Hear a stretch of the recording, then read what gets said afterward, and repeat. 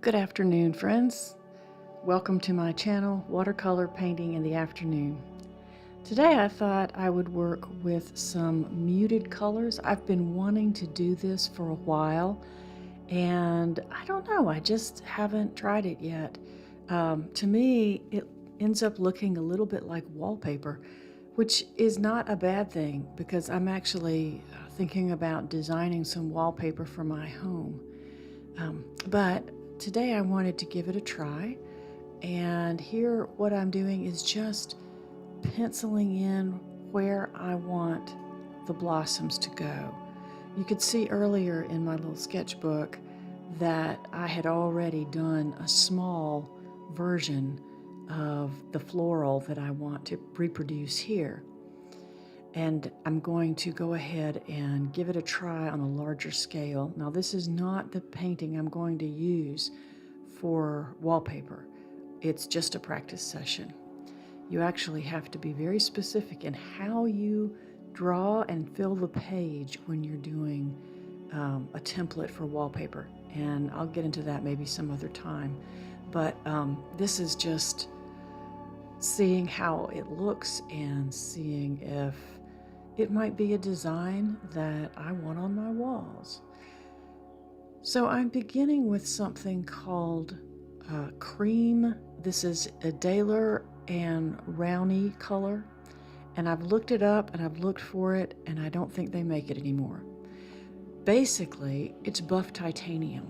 So if you were to look for this color, look for perhaps Daniel Smith's buff titanium, and it would be a similar color.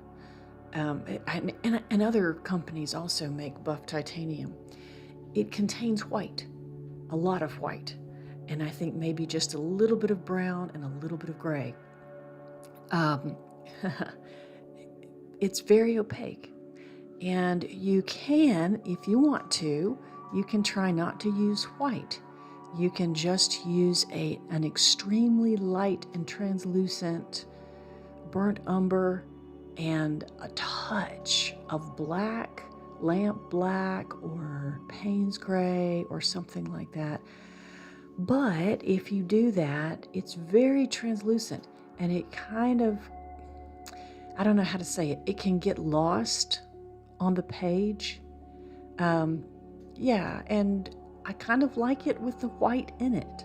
So if it were me and I was going to make my buff titanium myself, I would take some Chinese white, and I would add maybe the tiniest touch of either sepia or brown and black, just the tiniest touch, until I got the color that I wanted. I actually thought about using my Jaune Brilliant for this because I love that color. You know that I do. If you've watched my channel at all, you know I adore it. But I wanted it even more muted than that, because Jaune Brilliant has a kind of rosy yellow tint to it. And as gorgeous as that is, I wanted an even more muted color. So this version of buff titanium it is. And here what I'm doing is just some slow curving strokes that make up what I'm going to call a magnolia flower. I mean, I guess that's what it is.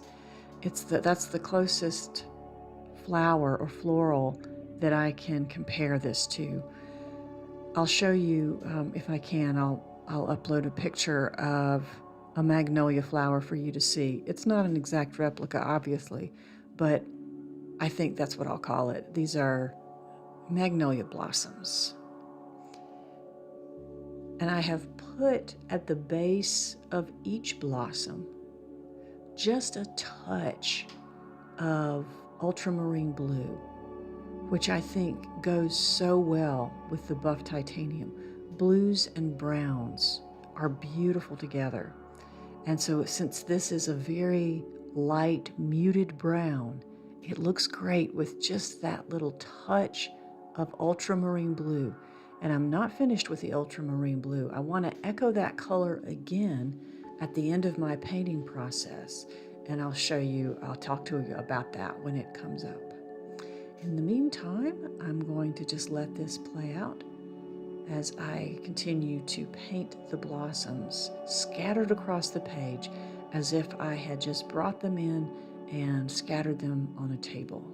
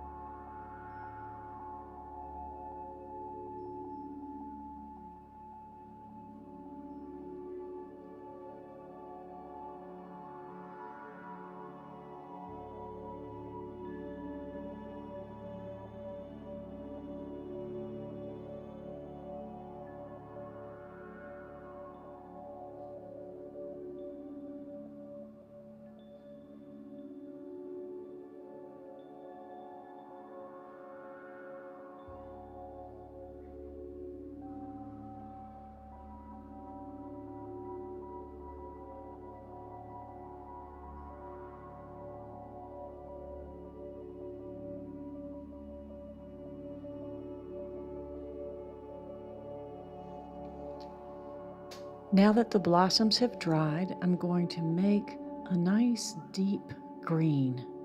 And I want this to be a deep green because I want it to contrast well with the muted flowers. So this is a combination of either peacock or Prussian. I'm going to say, I think it's Prussian blue and green apatite genuine.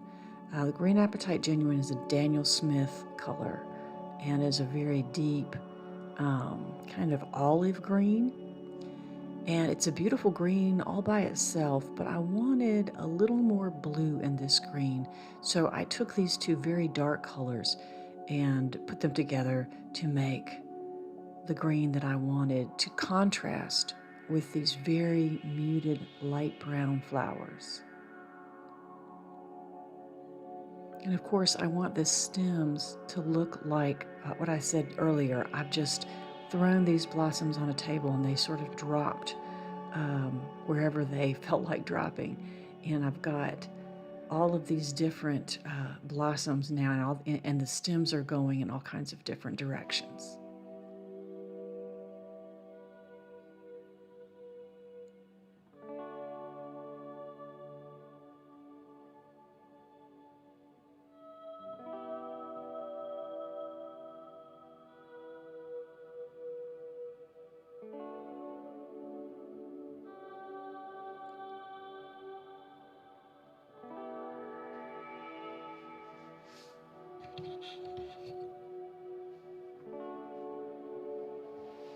And now for the leaves. The leaves are just one long stroke of this same green, and please forgive me, I get so involved in what I'm doing that I don't look up at my monitor and I don't realize that I'm painting out of the frame, but I do get back into it in just a minute. But the leaves are just one long stroke, and they kind of curve around and curl around, and they fill in some of the open spaces left by the previous painting. I wanted to have room for leaves, so I left room for leaves. Some of them go behind the bud, and some of them are painted just beside it, but I didn't ever go over the buds. The leaves are an important part because they really make the flowers stand out. If you don't have the leaves, then it's maybe too muted of a painting, and you need that contrast. So that's why I made it such a nice dark green color. They don't really look like magnolia leaves, I've got to tell you. So, you know, if you want to laugh at me for calling it a magnolia, go right ahead, I understand.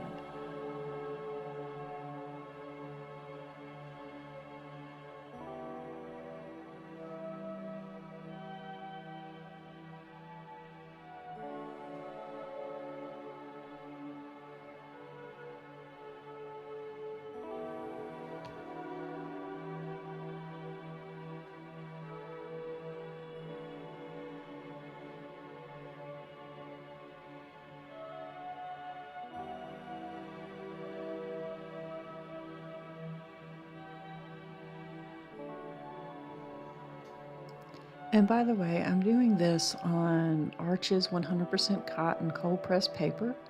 I very much wanted the leaves and the petals not to cauliflower or have strange effects from the water.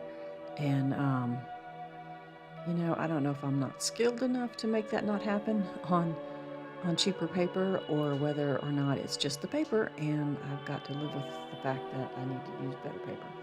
But yeah, I mean, I wanted to make sure that my painting didn't end up with cauliflower marks and with dark circles around the leaves, on the edges of the leaves.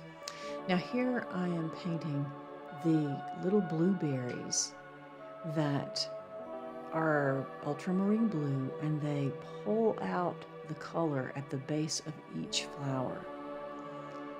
I am putting the berries in first, and then I'll put the stems in.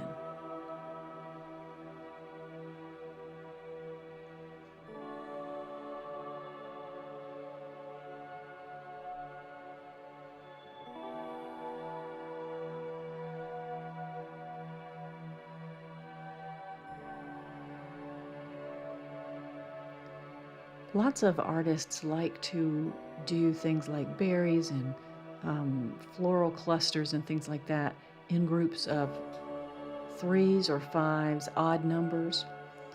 But I wanted to vary that. I wanted to sort of do my own thing. And so I started doing clusters of 3 and then kind of went rogue with that. In some places there's an even number, and in some places an odd number. So, do your own thing. It's okay. I don't think you have to go by somebody else's rules all of the time.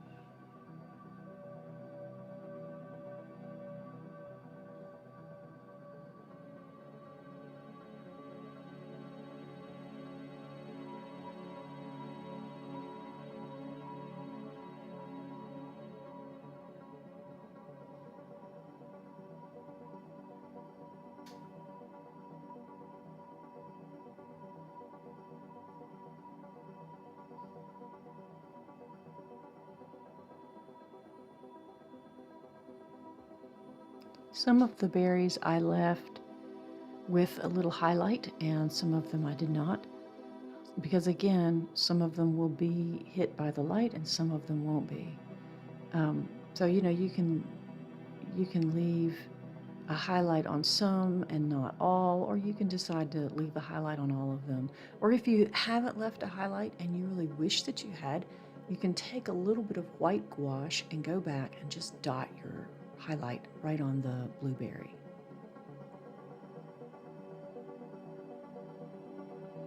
And right there I was correcting something, because I think I put my hand down on that berry before it was dry and it smudged, so I had to go back and kind of lift the paint off around the berry.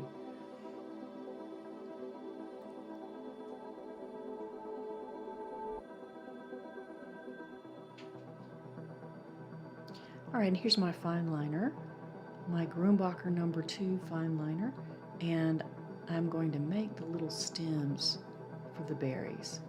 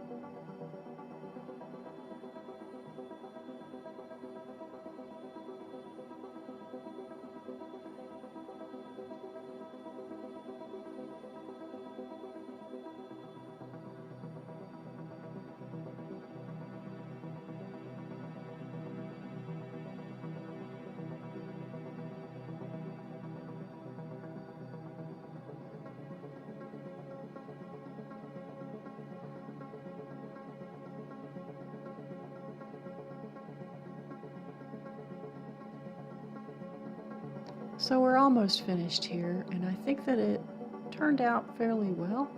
Um, if I had any more to do to it, I would put a little bit of veining in the flowers, and I may do that next time I try this.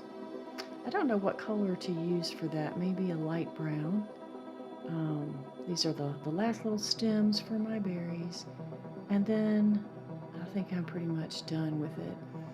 I hope you've enjoyed this. I'm going to be quiet and finish it out and let you just kind of watch the rest of it. Hope you enjoy your day. I hope you will try some muted flowers. They're a lot of fun.